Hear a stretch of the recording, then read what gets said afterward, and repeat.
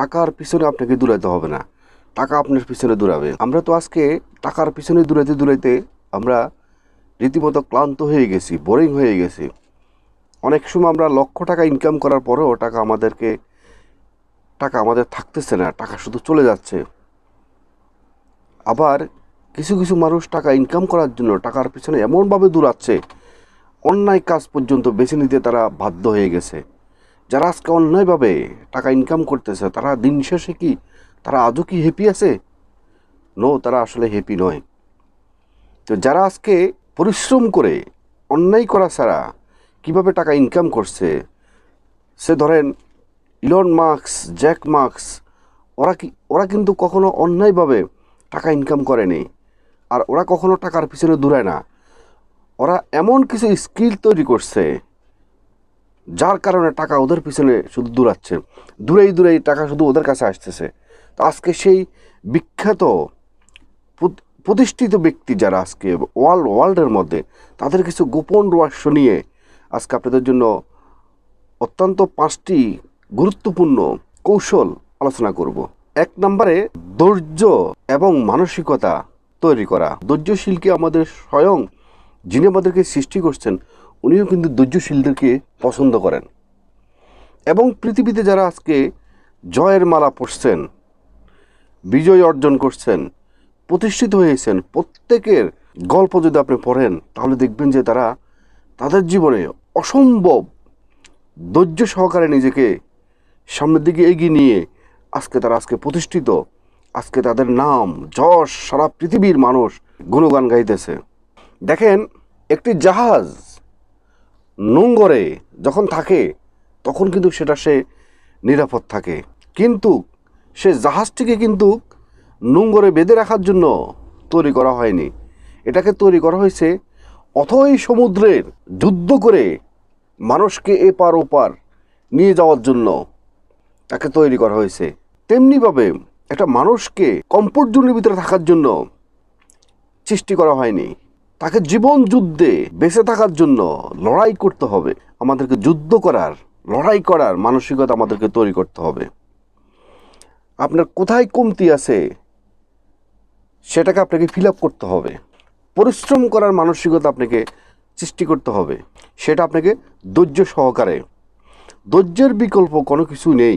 আমরা আমাদের সফল না হওয়ার পিছনে একটাই কিন্তু কারণ, সেটা হলো আমরা অনেক দূর এগিয়ে যাওয়ার পরেও আমরা অনেক সময় আর একটুর জন্য আমরা সফল হয়ে যাব, কিন্তু সেখানে আমরা নিজেকে ব্যর্থ মনে করে আমরা আবার ব্যাকে চলে আসি, সেজন্য আমরা সফলতার মুখ দেখি না। কিন্তু যারা মহান ব্যক্তি, তারা যতক্ষণ পর্যন্ত তারা তাদের লক্ষ্য অনুযায়ী যতক্ষণ পর্যন্ত তারা সফল না হয়েছে ততক্ষণ পর্যন্ত তাদের সে লক্ষ্যের মধ্যে তারা ফোকাস রাখছে। 2 নম্বর কৌশল হলো অর্থের প্রতি আমাদের দৃষ্টিভঙ্গি চেঞ্জ করতে হবে। 1000 টাকা থেকে আমরা লক্ষ টাকা অনেকে ইনকাম করতেছি, কিন্তু দেখা যাচ্ছে সেই টাকাটা আমাদের কেন থাকতেছে না। সেই টাকাটা আমরা টেম্পোরারি ইনকাম করার কারণে বা আমরা লেবারি করার কারণে, লেবারি করার পরে সেটা হয়তো আমরা ঘন্টা হইতে পারে, 10 ঘন্টা হইতে পারে, 12 ঘন্টা হইতে পারে, এবং সপ্তাহ হইতে পারে, 15 দিন হইতে পারে, 1 মাস হইতে পারে। এই যে আমরা লেবারি মাধ্যমে যে আমরা ইনকাম করতেছি, সেজন্য আমাদের সে টাকাটা থাকতেছে না।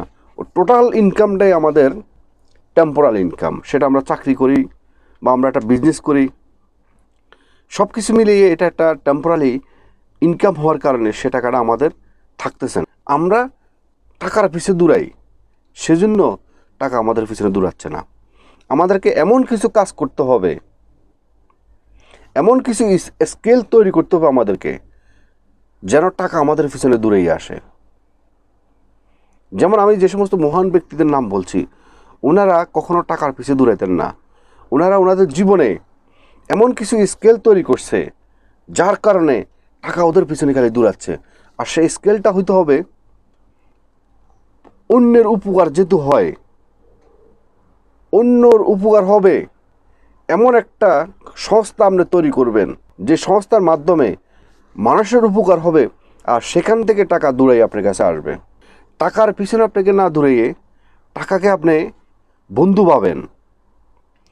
যখন আপনি টাকাকে বন্ধু ভাববেন তখন দেখবেন যে সে বন্ধু আপনার কাছে আসার জন্য যে কাজটা আপনার করার প্রয়োজন সেই কাজটা আপনি করবেন। সেটা হলো যে আপনার পরিশ্রম করা, কাজ করা। তখন ওই মানসিকতাটা আপনার সৃষ্টি হবে, তাহলে আপনার কাছে টাকা দূরে আসবে। 2 নম্বর কৌশল, নেটওয়ার্ক তৈরি করা। নেটওয়ার্ক তৈরি করা বলতে আপনার ফেসবুকে লক্ষ লক্ষ আপনার ভিউয়ার্স থাকবে, ফলোয়ার থাকবে, ওরকম নেটওয়ার্ক নয়। আপনার অসংখ্য বন্ধুবান্ধব থাকবে, এরকম নয়। অর্থাৎ নেটওয়ার্ক হচ্ছে যে আপনি জীবনে একা এগুতে পারবেন, কিন্তু অনেক দূরে এগোনোর জন্য আপনার নেটওয়ার্কের প্রয়োজন। সেই নেটওয়ার্কটা হচ্ছে যে আপনি যে লেভেলের উপরের দিকে উঠতে চাচ্ছেন সেই লেভেলের মানুষের সাথে আপনাকে সম্পর্ক তৈরি করতে হবে। সম্পর্ক কখনো এমনি এমনি হয়ে যাবে না। সম্পর্ক আপনার আচরণের মাধ্যমে সম্পর্ক তৈরি হবে। আপনি তাদের সাথে যোগাযোগ করতে হবে, আপনি তাদের সাথে যোগাযোগ মেনটেন করতে হবে, তাহলে কিন্তু আপনার নেটওয়ার্ক সৃষ্টি হবে।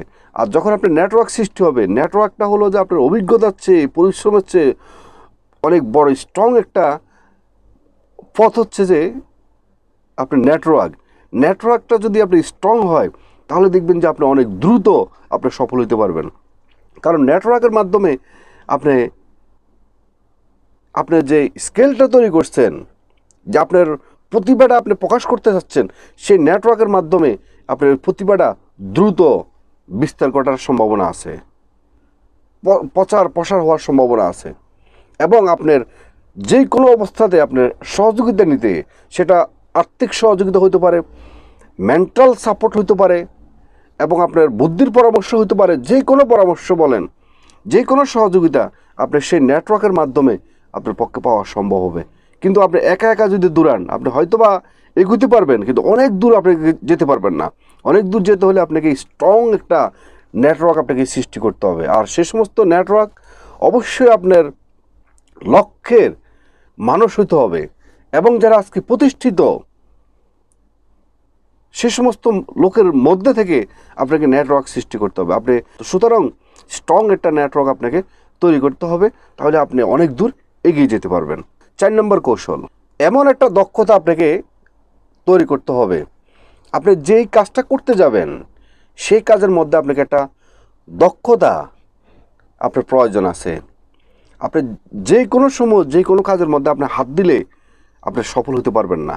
আপনার দক্ষতা অবশ্যই প্রয়োজন আছে। দেখেন, অভিজ্ঞতা এমন একটা জিনিস, যদি অভিজ্ঞতা যদি কোনো মূল্যই না থাকতো, তাহলে চাকরির ক্ষেত্রে কেন অভিজ্ঞতার প্রয়োজন হয়, দক্ষতার কেন প্রয়োজন হয়? তো সুতরাং আপনি যে কাজটা করবেন সেই কাজটার মধ্যে সেই কাজ অনুযায়ী আপনাকে একটা দক্ষতা আপনাকে তৈরি করবেন। স্ট্রংলি যখন আপনি দক্ষতা তৈরি করবেন, দেখেন আপনি যখন আপনার সেই কাজের মধ্যে, সেই স্কেলের মধ্যে যখন আপনি ফোকাস করবেন, তাহলে আপনি দ্রুত আপনার পক্ষে সফল হওয়া সম্ভব হবে। 5 নম্বর কৌশল, বুদ্ধিমত্তার সাথে টাকা পয়সা ইনভেস্ট করবেন। কারো পরামর্শ নিয়ে কখনো টাকা পয়সা ইনভেস্ট করার সিদ্ধান্ত নেবেন না। আপনার মনে যেটা বুঝবে সেটা আপনি করবেন। যদি আপনি লসও খান, তাহলে নিজেকে অন্তত সান্ত্বনা দিতে পারবেন। তবে হ্যাঁ, পরামর্শ আপনি নেবেন, কাদের মাধ্যমে থেকে নেবেন? যারা যেখানে আপনি ইনভেস্ট করবেন, যে কাজটা আপনি করতে চাচ্ছেন, সেই কাজের এক্সপার্ট, পারদর্শী যে লোকটা আছে, তার থেকে আপনি অ্যাডভাইস নেবেন। সেটা যদি আপনাকে টাকার মাধ্যমে নিতে হয়, তাও নেবেন, কোনো সমস্যা নাই। আপনি ধরেন 1 লক্ষ টাকা কোথাও আপনি ইনভেস্ট করবেন। 1 লক্ষ টাকা যদি আপনি ইনভেস্ট করার জন্য যদি আপনি কাউকে 100 টাকা দিয়ে বা 500 টাকা দিয়ে যদি আপনি পরামর্শ নেন, এটা আপনার অনেক ভালো হবে। 500 টাকা লস করে যদি কোনো আপনি বুঝে শুনে যদি কোনো আপনি টাকাটা ইনভেস্ট করেন, সেখান থেকে আপনি নিশ্চিত আপনার লাভবান হওয়া আপনার পক্ষে সম্ভব হবে। তো তেমনিভাবে আপনি আপনার জীবনে ব্যবসা বাণিজ্য করেন, মানে যত বড় কাজে আপনি হাত দেন, বা আপনি যে স্কেল তৈরি করতে চাচ্ছেন জীবনে উন্নতি করার জন্য, যা যা করতে চান, আপনার অফকোর্স আপনাকে এমন অভিজ্ঞ ব্যক্তির সাথে আপনাকে পরামর্শ করে দিক নির্দেশনা নিয়ে আপনাকে সামনের দিকে এগিয়ে যেতে হবে। তাহলে আপনি আপনার লক্ষ্যে আপনি সফল হতে পারবেন। আজকের মতো ভিডিওটি এখানে শেষ করলাম। ভিডিওটি যদি আপনাদের ভালো লেগে থাকে, তাহলে অবশ্যই একটা লাইক করবেন, একটা কমেন্ট করবেন, এবং যারা আজকে আমাকে নতুন দেখতেছেন, অবশ্যই মিয়াজি ফিলসফি চ্যানেলকে সাবস্ক্রাইব করে অল নোটিফিকেশন অন করে রাখবেন এই ধরনের নতুন নতুন ভিডিও পেতে। এবং যারা আগে সাবস্ক্রাইব করছেন, আপনাদেরকে অসংখ্য অসংখ্য ধন্যবাদ।